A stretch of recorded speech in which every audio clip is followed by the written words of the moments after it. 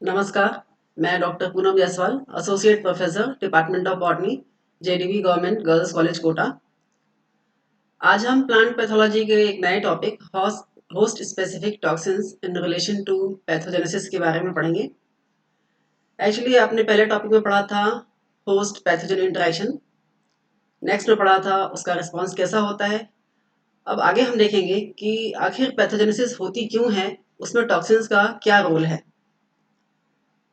सबसे पहले इंट्रोडक्शन। जो पैथोजेनेसिस की क्रिया है वो उसको आगे बढ़ाने में कई सारे फैक्टर्स होते हैं जो सहायक होते हैं। सबसे पहले होता है वायरुलेंस ऑफ पैथोजन। जो पैथोजन है वो कितना वायरुलेंट है, कितना घातक है। दूसरा, susceptibility of the host, host कितना संवेदनशील है। तीसरा, इन्वायरमेंटल कंडीशंस कैसी हैं, उसकी डिजीज को के लिए फेवरेबल हैं या अथवा नहीं है। उसके अलावा जो कुछ फैक्टर्स पैथोजन की तरफ से होते हैं जैसे एंजाइम्स, मेटाबोलाइट्स और टॉक्सिन्स, इनका भी बहुत बड़ा योगदान होता है।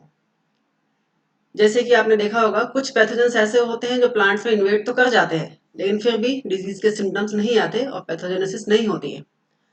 तो सबसे पहले इसका कारण देखते हैं कि क्या कारण है इसके, ऐसा क्यों होता है। इसका सबसे मुख्य कारण है कि certain toxins are involved in the establishment of the disease in plants. कुछ टॉक्सिन्स ऐसे हैं जो पैथोजन के द्वारा बनाए जाते हैं और जिनकी वजह से डिजीज एस्टेब्लिश हो जाती है। टॉक्सिन्स होते क्या हैं? Is any substance produced by the pathogen, pathogen द्वारा बनाए जाते हैं जो होस्ट को नुकसान पहुंचाते हैं आइदर डायरेक्टली या and immediately play a crucial role in pathogenesis.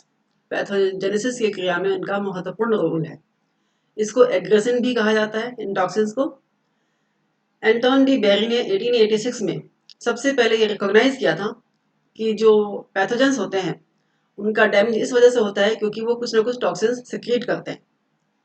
उसके बाद गॉटलिब ने 1947 में फ्यूजेरियम स्पीशीज में के द्वारा उत्पन्न होने वाले टॉक्सिन्स के रोल को बताया था।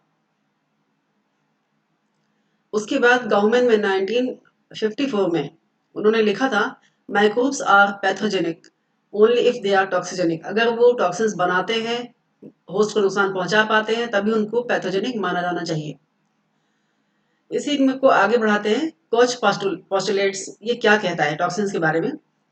उसका कहना ये है कि it should be isolated from the disease plant. जो डिजीज प्लांट है उसमें से हम इसको आइसोलेट कर सकें। दूसरा, ये हेल्दी प्लांट्स में नहीं पाया जाना चाहिए। तीसरा, compound must be chemically characterised, उसका केमिकल कैरेक्टरिस्टिक हमें पता होना चाहिए। नेक्स्ट, अगर वो किसी हेल्दी प्लांट में री इंट्रोड्यूस किया जाए तो वहां पर ये डिजीज के सिम्टम पैदा कर सके, तभी उसको टॉक्सिन माना जाएगा।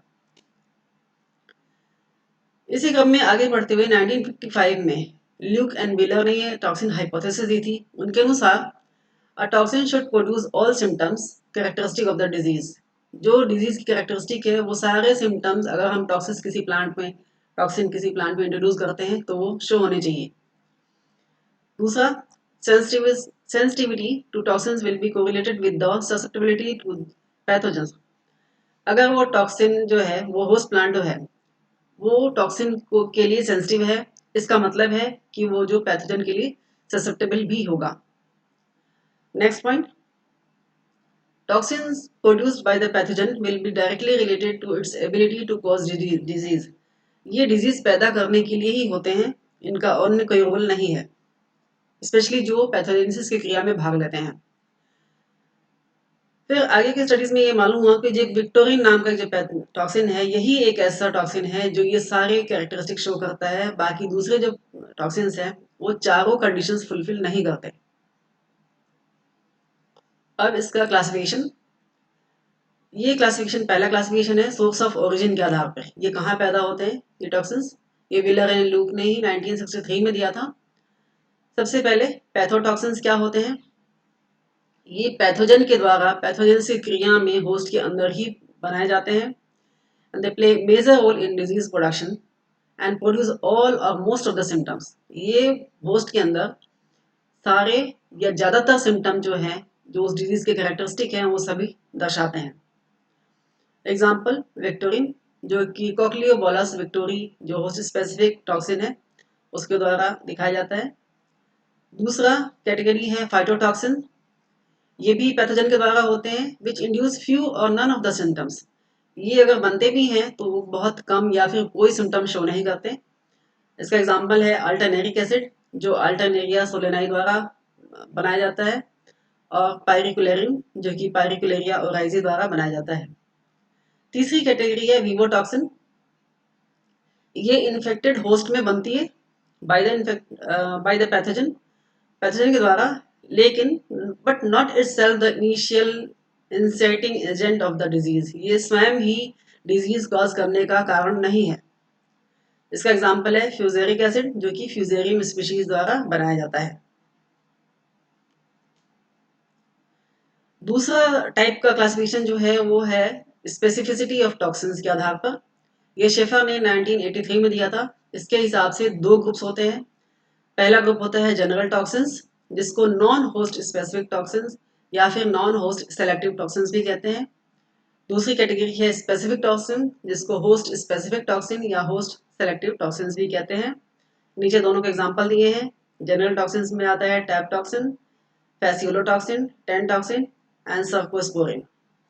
स्पेसिफिक टॉक्सिन्स में victorin, T toxin, HC toxin and AM toxin. इनके बारे में हम आगे पढ़ेंगे। नॉन होस्ट स्पेसिफिक या नॉन होस्ट सेलेक्टिव टॉक्सिन्स क्या होते हैं? These toxins produce all a part of the disease syndrome। जैसे आपने आगे भी स्लाइड में बताई गई है कि ये या ज्यादातर या फिर सभी इसके सिम्टम्स शो करते हैं। Not only on the host plant, सिर्फ होस्ट प्लांट में नहीं, अगर किसी दूसरे प्लांट में हम इसको इंजेक्ट करते हैं तो वहां भी ये सिम्टम शो करते हैं। But also on the other species of the plant, दूसरे स्पीशीज के पौधों में भी ये सिम्टम शो करते हैं अगर पैथोजन इन्फेक्ट करता है उस पर्टिकुलर मतलब अदर स्पीशीज के पौधे को भी। A particular pathogen can produce these toxins in any host species। तो पहली लाइन की समरी है एक तरह से कि ये जो पैथोजेंस होते हैं ये अपने पर्टिकुलर होस्ट के अलावा दूसरी किसी भी होस्ट स्पीशीज में ये टॉक्सिन बनाते हैं। इसका एग्जांपल है वाइल्ड फायर टॉक्सिन जिसको टैप टॉक्सिन भी कहते हैं, phaseolotoxin, tentoxin and cercosporin. Next है होस्ट स्पेसिफिक या होस्ट सेलेक्टिव टॉक्सिन। ये क्या होते हैं? Produced only to the susceptible host. ये सिर्फ अपने होस्ट में ही बनते हैं। Not produced when pathogen attack a non host plant. अगर किसी ऐसे प्लांट जो नॉन होस्ट नहीं है उसको ही अटैक करता है तो वहां पर ये टॉक्सिन नहीं बनते। These toxins produce the disease symptoms only on specific parasite। जो उसका स्पेसिफिक पैरासाइट है वहीं पर उसी से जब इसका इंटरेक्शन होता है तभी ये टॉक्सिन बनते हैं। इसका एग्जांपल है विक्टोरिन जिसको एचवी टॉक्सिन भी कहते हैं, टी टॉक्सिन जो कोक्लियोबोलस हेटेरोस्ट्रोपस के द्वारा बनाया जाता है, SC toxin, AM toxin, HS toxin, TC toxin and AK toxin. अब इसका एक समरी डिफरेंस देगी, difference between host specific and non host specific toxin.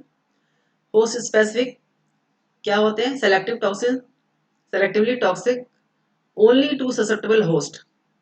जो उस पर्टिकुलर पैथोजन का ससेप्टेबल होस्ट होगा सिर्फ उसी में बनते हैं।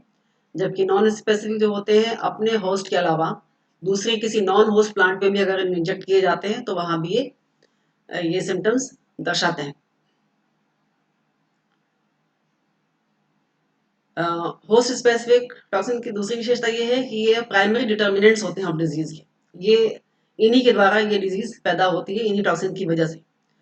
नॉन होस्ट स्पेसिफिक में secondary determinants of the disease, ये इनका कैरेक्टरिस्टिक नहीं है। मतलब कि अगर इनको इंजेक्ट किया जाता है तो वो सिम्टम्स वैसे नहीं आते जो कि जैसा कि प्राइमरी कैरेक्टरिस्टिक होते हैं उस डिजीज के। तीसरा, produce all the essential symptoms of the disease.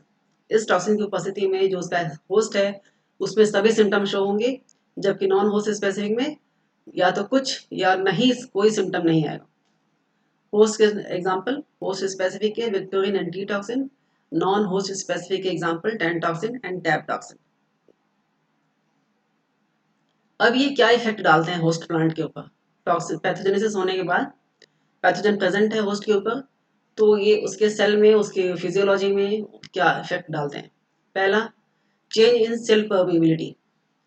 Cell की परमिबिलिटी को चेंज कर देते हैं। उसका जो इफेक्ट्स है वो है kill plant cell by altering permeability of the plasma membrane. Plasma membrane की परमिबिलिटी बदल जाती है, इसकी वजह से प्लांट डेड हो जाता है।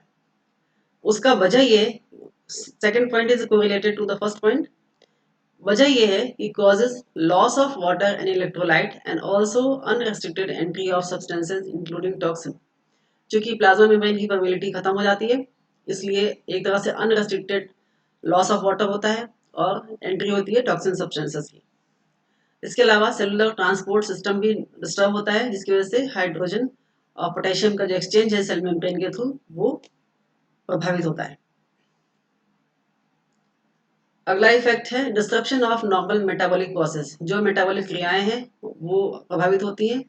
उसका वजह यह है toxin disturb salt balance of the host cell causing जो सॉल्ट बैलेंस है सेल का वो डिस्टर्ब हो जाता है, क्योंकि परमेबिलिटी चेंज हो चुकी है पहली।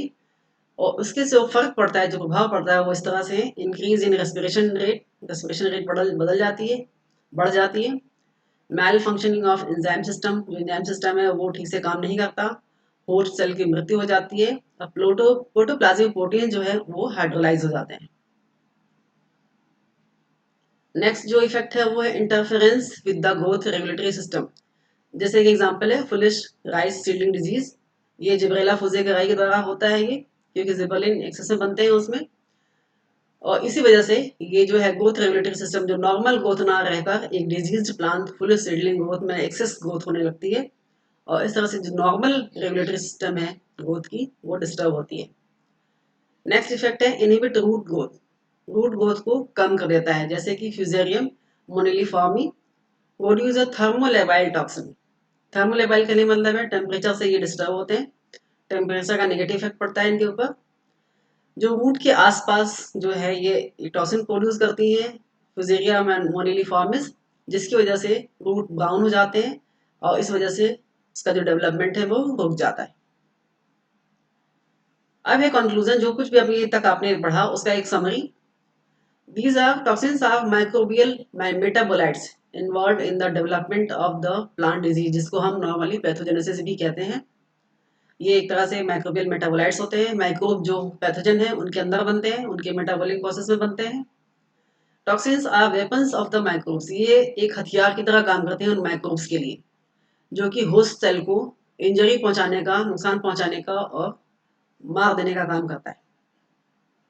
दे cause severe damage to the plant मतलब host plant.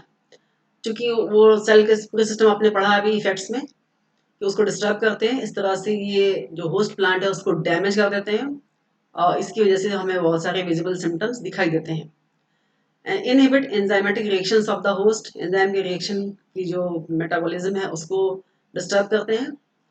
It is effective at low concentration and directly acts upon the host protoplast. ये बहुत ही कम कंसंट्रेशन में भी इफेक्टिव होते हैं, कार्यशील होते हैं और होस्ट के प्रोटोप्लाज्म पर सीधा असर डालते हैं, इसलिए उसका हमें सिम्टम के फॉर्म में उसके जो नेगेटिव इफेक्ट्स हैं वो हमें दिखाई देते हैं। Thank you. और इसके आगे का जो टॉपिक है, हर जितने भी आपने अभी पढ़े host specific non host specific, इसके अगले चैप्टर में, अगले लेक्चर में हम इसके डिटेल में विस्तार से सभी एंजाइम्स के बारे में, सभी टॉक्सिन्स के बारे में पढ़ेंगे। धन्यवाद।